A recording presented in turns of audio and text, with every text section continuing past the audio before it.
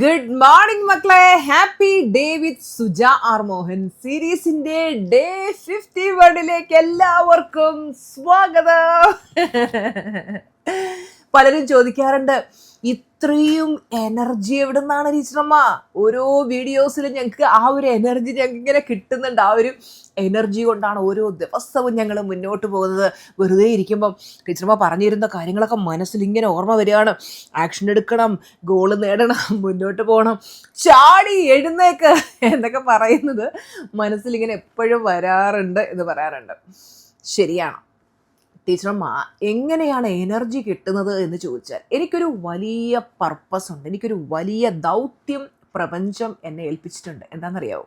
എൻ്റെ മുന്നിൽ വരുന്ന മനുഷ്യരെ രക്ഷപ്പെടുത്തണം, ഓരോരുത്തരെയും അവർ കാണുന്ന സ്വപ്നത്തിലേക്ക് എത്തിക്കണം, എല്ലാവരെയും ജീവിതത്തിൽ വളരാൻ സഹായിക്കണം. ഞാൻ മാത്രം വളർന്നാൽ പോരാ, എനിക്ക് മാത്രം നേടിയാൽ പോരാ, ഞാൻ മാത്രം കോടീശ്വരി ആയാൽ പോരാ, നിങ്ങളും ആകണം. ഈ ഭൂമിയിലെ എല്ലാ സുഖങ്ങളും, സർവ്വ സുഖങ്ങളും എൻ്റെ മക്കൾ അറിയണം. അതിനു വേണ്ടിയിട്ടാണ് ടീച്ചർ ഒരുപാട് കാര്യങ്ങൾ നിങ്ങൾക്ക് ദിവസേന പറഞ്ഞു തരുന്നത് കേട്ടോ. ചൈനയിൽ ഞങ്ങൾ പോയപ്പോൾ അവിടെ ഈ കേബിൾ കാറുണ്ട്. ചൈനയുടെ വൻമതിൽ കാണാനായിട്ട് നമ്മൾ ഈ കേബിൾ കാറിൽ വേണം പോകാനായിട്ട്. കേബിൾ കാർ എന്ന് പറഞ്ഞു കഴിഞ്ഞാൽ, സിംഗപ്പൂരിൽ പോയപ്പോൾ ഞങ്ങൾ പോയൊരു കേബിൾ കാർ ഞാൻ വീഡിയോ ഇട്ടിട്ടുണ്ടായിരുന്നു, നിങ്ങൾ കണ്ടിട്ടുണ്ടെങ്കിൽ അറിയാം. ആ കേബിൾ കാർ ഇങ്ങനെ ക്ലോസ്ഡ് ആയിട്ടുള്ളതാണ്. ഇതിങ്ങനെ ഓപ്പൺ കേബിൾ കാറാണ്. ഇങ്ങനെ മരങ്ങൾക്ക് മുകളിലൂടെയൊക്കെ ഇങ്ങനെ പോകുന്ന ഒരു യാത്രയുണ്ട്, ഭയങ്കര രസമാണ്. ആ യാത്ര കഴിഞ്ഞ് തിരിച്ച് വരുമ്പോൾ ഒരു 3/4 ഭാഗമൊക്കെ എത്തിയപ്പോൾ എൻ്റെ കണ്ണിങ്ങനെ നിറഞ്ഞൊഴുകുകയാണ്. കാരണം ഞാൻ പ്രാർത്ഥിച്ചുകൊണ്ടിരിക്കുകയാണ്, ദൈവമേ, ഞാൻ അറിയുന്ന ഈ സുഖവും സന്തോഷവും ദൈവമേ എല്ലാവർക്കും അതൊക്കെ എക്സ്പീരിയൻസ് ചെയ്യാൻ നീ പ്രാപ്തി കൊടുക്കണേ ദൈവമേ. എല്ലാവരെയും അവർ കാണുന്ന സ്വപ്നത്തിലേക്ക് എത്തിക്കണേ. ഈ സന്തോഷവും സുഖങ്ങളും എല്ലാം, ഈ ലക്ഷറി എല്ലാം മറ്റുള്ളവർക്കും അനുഭവിക്കാൻ കഴിയണേ എന്നൊരു പ്രാർത്ഥനയായിരുന്നു. ഇപ്പോഴും ഞാൻ പ്രാർത്ഥിക്കുന്നതൊക്കെയാണ് മക്കളെ. നമുക്ക് ഈ ഭൂമിയിൽ ആഗ്രഹിക്കുന്നത് എന്തും നേടാൻ പറ്റുമെങ്കിൽ നിങ്ങൾ കരഞ്ഞുകൊണ്ടിരിക്കല്ലേ, ആക്ഷൻ എടുക്കണേ. നിങ്ങൾക്കറിയാലോ എൻ്റെ കഥ. ഞാൻ എൻ്റെ ലൈഫിൽ ഒരു സമയത്ത് തകർന്നടിഞ്ഞ അവസ്ഥയിൽ നിന്ന് ഇനി എനിക്ക് തളർന്നിരിക്കാൻ വയ്യ എന്ന് പറഞ്ഞുകൊണ്ട് മുന്നോട്ട് വന്ന ആക്ഷൻ എടുത്തത് കൊണ്ടാണ് ടീച്ചറമ്മ വിജയിച്ചത്. വെറുതെ ഇരുന്ന് കരഞ്ഞുകൊണ്ടിരുന്നോണ്ടല്ല.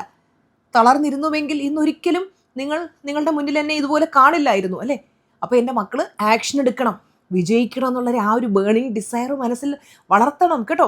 ഒരിക്കലും നെഗറ്റീവായിട്ട് ചിന്തിക്കരുത്. ജീവിതം മടുത്തു, എനിക്കിനി മുന്നോട്ട് പോകാൻ വയ്യ, അങ്ങനെയൊക്കെ ചിന്തിക്കുന്ന നിങ്ങളുടെ ബന്ധുക്കളോ സുഹൃത്തുക്കളോ ഒക്കെ ഉണ്ടെങ്കിൽ അവർക്ക് വീഡിയോ അയച്ചു കൊടുക്കുക. അവരുടെയൊക്കെ ലൈഫ് മാറട്ടെ, എല്ലാവരും രക്ഷപ്പെടട്ടെ അല്ലേ. ഈ ഭൂമിയിലുള്ള എല്ലാവരും നല്ല പോസിറ്റീവായി മാറി ഭൂമി മുഴുവൻ എല്ലാവരും സന്തോഷത്തോടെ ജീവിക്കുന്ന ഒരു ദിവസം അല്ലേ. അതൊക്കെയാണ് ടീച്ചറും ആഗ്രഹിക്കുന്ന കാര്യം. എനിക്ക് ഈ ഭൂമിയിൽ എത്ര ദിവസം ആയുസ് ഉണ്ടെന്നറിയില്ല. ഉള്ള ദിവസം എനിക്ക് നിങ്ങൾക്ക് സന്തോഷവും സമാധാനവും സക്സസ്സും എത്തിക്കാനുള്ള കാര്യങ്ങൾ എനിക്ക് ചെയ്തു തരണം. അതാണ് എൻ്റെ ഏറ്റവും വലിയ ആഗ്രഹം എന്ന് പറയുന്നത്. മക്കളെ, വിജയികൾ വ്യത്യസ്തമായിട്ടാണ് ചിന്തിക്കുന്നത്. ചില ആളുകൾ എന്തുകൊണ്ടാണ് കോടീശ്വരന്മാരായി മാറുന്നത്? ചില ആളുകൾ ദിവസം കഴിയും തോറും കൂടുതൽ കൂടുതൽ പാവപ്പെട്ടവരായിക്കൊണ്ടിരിക്കുക. എന്തുകൊണ്ടാണ് ഇങ്ങനെ എന്ന് നിങ്ങൾ എപ്പോഴെങ്കിലും ചിന്തിച്ചിട്ടുണ്ടോ? കോടീശ്വരനാകുന്നവരുടെ മനോഭാവം ഡിഫറൻ്റ് ആണ്. ടീച്ചറമ്മ ഒരു കഥ പറഞ്ഞു തരാം. ബാഗ്ദാദിലെ രാജാവ് ഒരു ദിവസം രാജകൊട്ടാരത്തിൽ വന്നിട്ട് അദ്ദേഹം ഇങ്ങനെ പറഞ്ഞു, നമ്മുടെ രാജ്യത്തെ ഏറ്റവും ബുദ്ധിമാനായ യുവാവ് ആരാണ് എന്ന് കണ്ടെത്തണം. അങ്ങനെ മന്ത്രിമാർ 4 വശത്തേക്കും പാഞ്ഞു. അങ്ങനെ ബുദ്ധിമാന്മാരാണ് എന്ന് തോന്നിയ 2 യുവാക്കളെ രാജകൊട്ടാരത്തിലേക്ക് കൊണ്ടുവന്നു. രാജാവ് അവരോട് പറഞ്ഞു, ദേ വലിയ ഒരു മരുഭൂമിയുണ്ട്, ഈ മരുഭൂമിക്കപ്പുറം പോയി നിങ്ങൾ നിധി കൊണ്ടുവരണം. ഇതാണ് ഞാൻ നിങ്ങൾക്ക് 2 പേർക്കും തരുന്ന ടാസ്ക്. ഇതിലാരാണോ നിധി കൊണ്ടുവരുന്നത് അവർക്ക് കൊട്ടാരം വക വലിയ സമ്മാനവും അതുപോലെ നിങ്ങൾക്ക് യുവ മന്ത്രിയായിട്ട് നിങ്ങൾക്കിവിടെ സ്ഥാനം അലങ്കരിക്കാം എന്നും പറഞ്ഞു. അങ്ങനെ ഈ യുവാക്കൾ 2 പേരും രാജാവ് പറഞ്ഞതിന് പ്രകാരം മരുഭൂമിയിലൂടെ യാത്ര തുടർന്നു. അതികഠിനമായ ചൂട്, വിയർത്തൊഴുകാൻ തുടങ്ങി. സൂര്യൻ മുഖത്തേക്ക് അടിക്കുന്ന പോലെ കരിഞ്ഞു പോകുന്ന ചൂട്. ആദ്യത്തെ വ്യക്തി ഇങ്ങനെ പോവാണ്. പോയി ആദ്യത്തെ ആ യുവാവ് പറഞ്ഞു, അയ്യോ എനിക്ക് വയ്യ, തളർന്നു, ഈ മരുഭൂമി കടന്നൊന്നും അപ്പുറം പോകാനൊന്നും പറ്റത്തില്ല, ഞാൻ എൻ്റെ ശ്രമം ഉപേക്ഷിക്കുകയാണ്, എനിക്കിനി വയ്യ, ഒരടി പോലും മുന്നോട്ട് നടക്കാൻ വയ്യ എന്ന് പറഞ്ഞ് അവൻ അവൻ്റെ യാത്ര അവസാനിപ്പിച്ചു. രണ്ടാമത്തെ യുവാവ് പിന്നെയും മുന്നോട്ടേക്കുള്ള പ്രയാണം തുടർന്നു. കുറേ ദൂരം മുന്നോട്ട് ചെന്നപ്പോൾ കുതിരപ്പുറത്ത് ഒരു വ്യക്തി വരുന്നത് കണ്ടു, വയസ്സായ ഒരു മനുഷ്യൻ. അപ്പോൾ ഈ യുവാവിനോട് ആ വയസ്സായ മനുഷ്യൻ ചോദിച്ചു, എനിക്ക് ദാഹിച്ചിട്ട് വയ്യ, അല്പം വെള്ളം തരാമോ? അപ്പോൾ ഈ യുവാവ് പറഞ്ഞു, അതിനെന്താ, തരാമല്ലോ. അവൻ എന്ത് ചെയ്തു? ആ വൃദ്ധനായ മനുഷ്യന് വെള്ളം കൊടുത്തു. ഈ മനുഷ്യൻ വെള്ളം വാങ്ങി കുടിച്ചതിന് ശേഷം അദ്ദേഹം പറഞ്ഞു, നീ എനിക്ക് വെള്ളം തന്നല്ലോ, ഭയങ്കര സന്തുഷ്ടനായി. നീ എവിടേക്കാണ് പോകുന്നത്?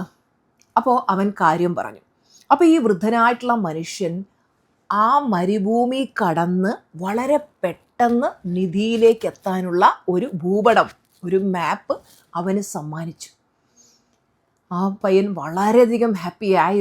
ആ യുവാവ് എന്ത് ചെയ്തു എന്ന് വെച്ച് കഴിഞ്ഞാൽ പെട്ടെന്ന് തന്നെ ആ ഭൂപടത്തിൻ്റെ സഹായത്തോടെ മരുഭൂമി കടന്ന് നിധി കൈക്കലാക്കി. അതിനുശേഷം ആ നിധിയും എടുത്ത് നേരെ രാജകൊട്ടാരത്തിലേക്ക് വന്നു. രാജാവിൻ്റെ മുമ്പിൽ അത് സമർപ്പിച്ചതിന് ശേഷം ആ യുവാവ് പറഞ്ഞു, ഞാൻ അങ്ങ് ഏൽപ്പിച്ച ആ ഒരു ദൗത്യം മനോഹരമായി പൂർത്തീകരിച്ചു. രാജാവ് യുവാവിനോട് പറഞ്ഞു, നീ നിന്റെ കാലുകൾ കൊണ്ടല്ല ഈ വിജയം സ്വന്തമാക്കിയത്, അല്ലെങ്കിൽ ഈ നിധി സ്വന്തമാക്കിയത്, നിന്റെ ചിന്തകൾ കൊണ്ടാണ്. വിജയിക്കുന്നവർ എവിടെയും അവസരത്തെ കാണും. ഇപ്പം ഈ കഥയിലെ ആദ്യത്തെ യുവാവിനെ സംബന്ധിച്ചിടത്തോളം അവൻ മരുഭൂമിയെ ഒരു തടസ്സമായി കണ്ടു. എന്നാൽ രണ്ടാമത്തെ യുവാവ് അതിനെ ഒരു അവസരമായി കണ്ടു. മക്കളെ, വിജയിക്കുന്നവരെ എല്ലാത്തിലെയും അവസരത്തെ കാണും. എന്നാൽ പരാജയപ്പെടുന്നവർ എവിടെ ചെന്നാലും തടസ്സങ്ങൾ മാത്രം കാണും. നിങ്ങൾ കണ്ടിട്ടുണ്ടാവും, ഒരച്ഛനും അമ്മയ്ക്കും പിറന്ന 2 മക്കൾ, അവർക്ക് ഒരുപോലെ വിദ്യാഭ്യാസം, ഒരുപോലെ സാഹചര്യങ്ങൾ. എന്നിട്ട് മൂത്തവൻ വളരെ അതിസമ്പന്നനായി കോടീശ്വരനായി ജീവിക്കുന്നു. എന്നാൽ ഇളയവൻ ഇപ്പോഴും ദാരിദ്ര്യത്തിലും ബുദ്ധിമുട്ടിലും കഷ്ടപ്പാടിലും പോയിക്കൊണ്ടിരിക്കുക. എന്താണ് ഇവർ തമ്മിലുള്ള വ്യത്യാസം എന്ന് ചോദിച്ചാൽ 2 പേരുടെയും ചിന്തകളിലും മനോഭാവത്തിലുമുള്ള വ്യത്യാസമാണ്. നിരന്തരം നിങ്ങൾ എന്തിലേക്ക് ചിന്ത കൊടുക്കുന്നോ അതിൽ നിങ്ങൾ വളർന്നുകൊണ്ടിരിക്കും. ലൈഫിൽ ഏതൊരു പരീക്ഷണം വരുമ്പോഴും അതിൽ 2 ഘടകങ്ങളുണ്ട്. അതിൽ ഒരു പാഠം പഠിക്കാനുണ്ടാവും, അതുപോലെ അതിലൊരു അവസരമുണ്ടാവും. വിജയികൾ 2നെയും സ്വീകരിച്ച് മുന്നോട്ട് പോകും. അതിൽ നിന്ന് പാഠവും പഠിച്ച് ആ ഒരു അവസരത്തെ അവർ കറക്റ്റായിട്ട് യൂസ് ചെയ്യും.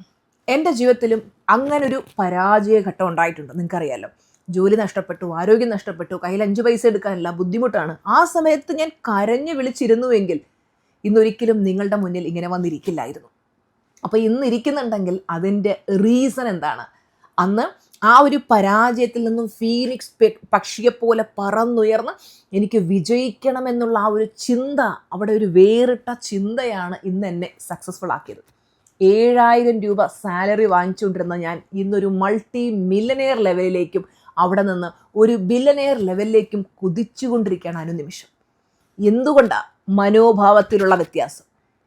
എല്ലാവരും തടസ്സങ്ങൾ കാണുമ്പോൾ അവിടെ അവസരങ്ങൾ കണ്ടുകൊണ്ടിരിക്കുക. എനിക്ക് എങ്ങനെ മുന്നോട്ട് പോകാം, എനിക്ക് എങ്ങനെ വിജയിക്കാം, എനിക്ക് കൂടുതൽ കൂടുതൽ സക്സസ്ഫുൾ ആകാൻ ഞാൻ എന്തൊക്കെ ചെയ്യണമെന്നുള്ള ആ ചിന്തയാണ് വിജയിയാക്കുന്നത്. എൻ്റെ മക്കൾക്ക് മനസ്സിലായോ?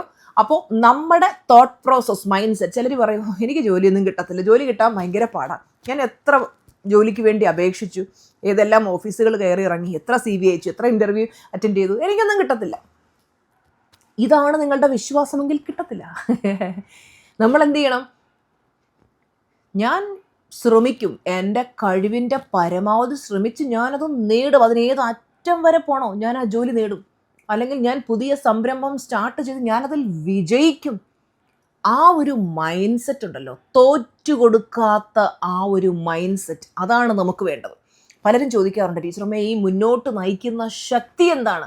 എൻ്റെ ജീവിതാനുഭവങ്ങൾ തന്നെയാണ് മക്കളെ. ജീവിതത്തിൽ കൈപിടിക്കാനും ആവശ്യഘട്ടങ്ങളിൽ കൂടെ നിൽക്കാനും ആരും ഉണ്ടായിരുന്നില്ല. ഒറ്റയ്ക്ക് തോണി തുഴഞ്ഞു. ഒരുപാട് പരാജയങ്ങളും സങ്കടങ്ങളും ഒരുപാട് നെഗറ്റീവ് അനുഭവങ്ങളും ജീവിതത്തിലുണ്ടായി. മനസ്സിൽ പോലും കാണാത്ത തെറ്റുകൾ നമ്മൾ ചെയ്തു എന്ന് പറഞ്ഞ് ഒത്തിരി പ്രശ്നങ്ങളുണ്ടായി. പക്ഷേ അതിനെല്ലാം തരണം ചെയ്ത് മുന്നോട്ടേക്ക് പോയത് കൊണ്ടല്ലേ ഇന്ന് ജീവിതത്തിൽ വെന്നിക്കൊടി പാറിക്കാൻ കഴിഞ്ഞത്. അതുപോലെ മക്കളെ, നിങ്ങൾ ഒരുപാട് മോശം സാഹചര്യങ്ങളിലൂടെ ആകാം കടന്നു പോകുന്നത്. ഒത്തിരി പ്രശ്നങ്ങളും വിഷമങ്ങളും ഒക്കെ ഉണ്ടാവും, ടീച്ചറമ്മയ്ക്ക് അറിയാം. പക്ഷേ ആ പ്രശ്നങ്ങളിൽ അങ്ങനെ കരഞ്ഞുകൊണ്ടിരിക്കാതെ ചാടി എഴുന്നേറ്റിട്ട് എന്ത് ചെയ്യുക, ആക്ഷൻ എടുക്കാം, ഒരു വിജയിയെ പോലെ ചിന്തിക്കുക കേട്ടോ. അതാണ് ഇന്ന് ടീച്ചറമ്മ തരുന്ന ആക്ടിവിറ്റി. അപ്പോൾ നാളത്തെ വീഡിയോയിൽ കാണാം. Tata bye bye, love you.